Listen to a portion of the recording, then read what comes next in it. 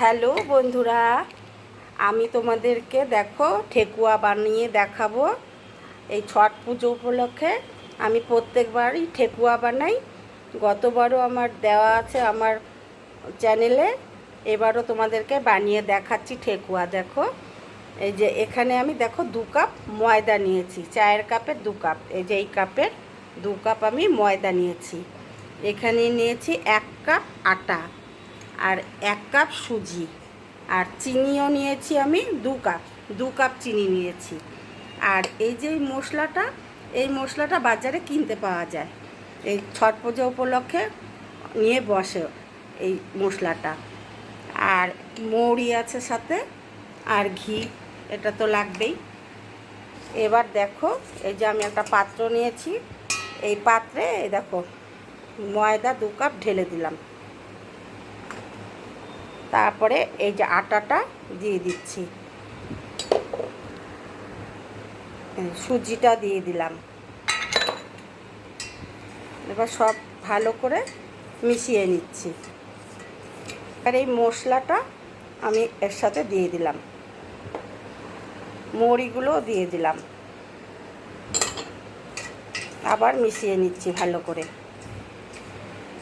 চিনি দিয়ে দিচ্ছি, চিনি দিয়ে এবার ভালো করে আবার মিশিয়ে নিচ্ছি সব কিছু। এবারে দেখো ঘি দিয়ে দিচ্ছি। ঘিয়ের পরিমাণটা একটু বেশি দিলে ভালো হয়। ঘি দিয়ে দিলাম। ঘি দিয়ে এবার খুব ভালো করে মেখে নিতে হবে।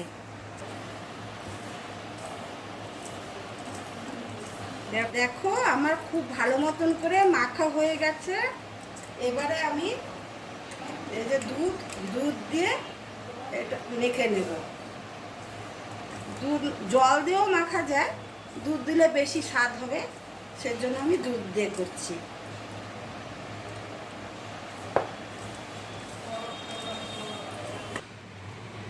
দেখো আমার এই যে সব কিছু দিয়ে এই ঠেকুয়ার উপকরণটা কিন্তু তৈরি হয়ে গেছে। এইভাবে শক্ত করে কিন্তু এটাকে মাখতে হবে, শক্ত হবে জিনিসটা। আর চিনির দানাগুলো দেখেছো, গোটা গোটা চিনির দানাগুলো রয়েছে।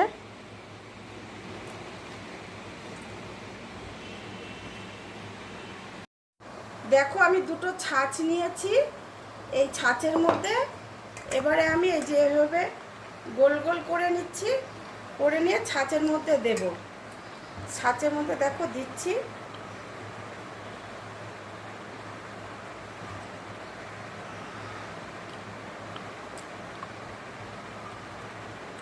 এই দেখো কত সুন্দর হয়েছে, দেখেছো?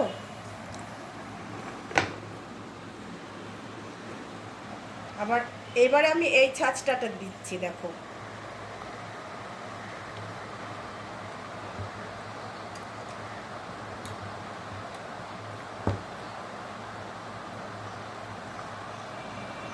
এভাবে আমি সমস্তগুলো বানিয়ে নিব। সমস্ত ঠেকুয়াগুলো এভাবে ছাঁচের মধ্যে আমি তৈরি করে নেব।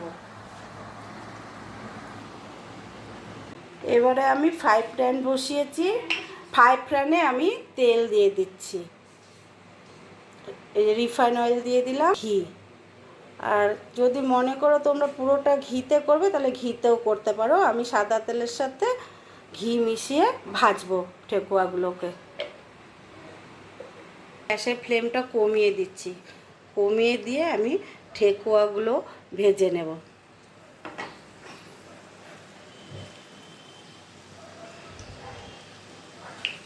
এইভাবে আমি সমস্ত ঠেকুয়াগুলো অল্প অল্প করে দিয়ে ভেজে নেব। এখন উল্টিয়ে দিচ্ছি, এক পাশ হয়ে গেছে ভাজা, আরেক পাশ ভেজে নেব।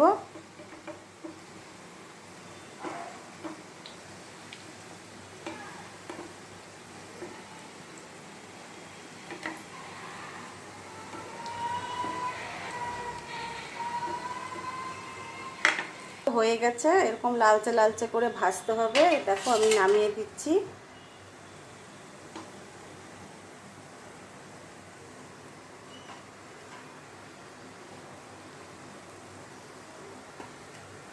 এইভাবে আমি সবগুলো ঠেকুয়া ভেজে নেব। দেখো আমার ঠেকুয়াগুলো কিন্তু তৈরি হয়ে গেছে। আমি তোমাদেরকে একটা ভেঙে দেখাচ্ছি। দেখো, এই দেখো কত সুন্দর হয়েছে, আর খেতেও কিন্তু ভীষণ মুচমুচে টেস্টি হয়। তোমরাও বানিয়ে খেও।